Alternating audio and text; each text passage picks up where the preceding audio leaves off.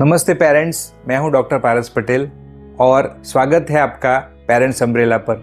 अक्सर क्लिनिक में माता पिता एक ही सवाल लेकर आते हैं, डॉक्टर हमारे बच्चे को हर महीने में 2 से 3 बार सर्दी खांसी हो जाती है, क्या इसकी इम्यूनिटी कमज़ोर है या फिर क्या सर्दी में दही देना सही है। आज के वीडियो में हम इन सभी सवालों के जवाब देंगे।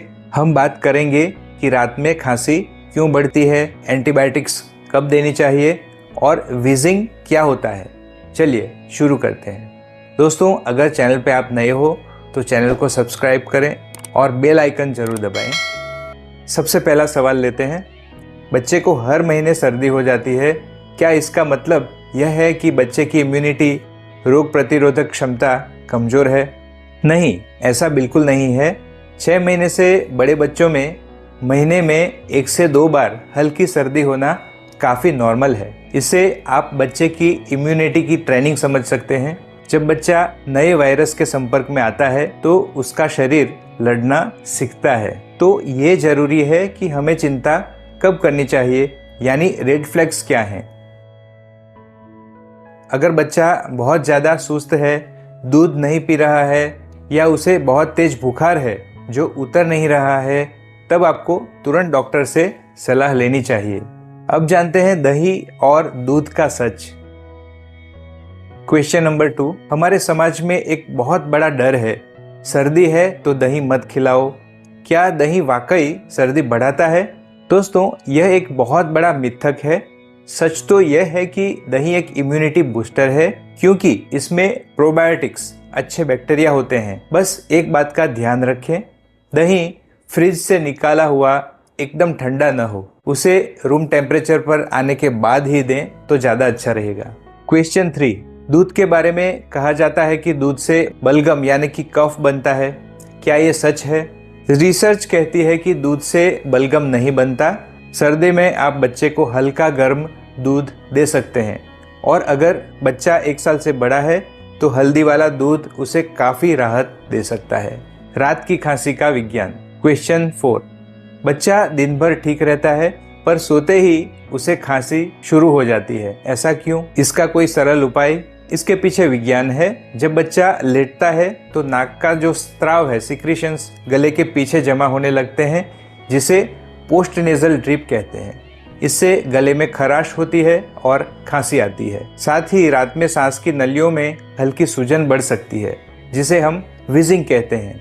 सोने से पहले सलाइन नेजल ड्रॉप्स का इस्तेमाल करें और बच्चे का सिर थोड़ा ऊंचा एलिवेटेड रखें, इससे काफ़ी आराम मिलता है। एंटीबायोटिक्स का सही समय।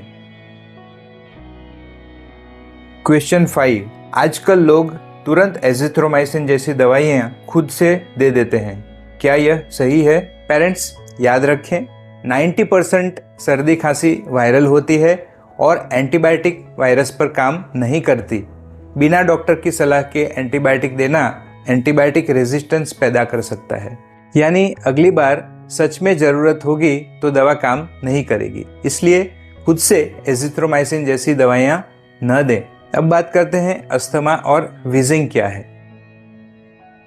क्वेश्चन 6, डॉक्टर अगर बच्चे की छाती से सीटी जैसी आवाज़ आए तो क्या यह अस्थमा की निशानी है? अगर बच्चे की छाती से सीटी जैसी आवाज़ यानी कि विस्लिंग साउंड आ रही है तो उसे वीजिंग कहते हैं। आप मेरा अस्थमा के ऊपर डिटेल में जो वीडियो है आप जरूर देख सकते हैं, लिंक आपको डिस्क्रिप्शन में मिल जाएगी। यह तब होता है जब सांस की नली सिकुड़ जाती है। अगर बच्चा भागने दौड़ने के बाद ज़्यादा खांसता है तो यह एक्सरसाइज इंड्यूस्ड अस्थमा हो सकता है। इसे नज़रअंदाज न करें और पीडियाट्रिशियन से चेकअप जरूर करवाएं। अब जानते हैं घरेलू नुस्खे और बचाव। जाते जाते कुछ ज़रूरी बातें। सबसे पहले शहद, हनी। 1 साल से बड़े बच्चों के लिए शहद एक बेहतरीन कफ सिरप है, याद रखें। 1 साल से छोटे बच्चों के लिए शहद बिल्कुल न दें।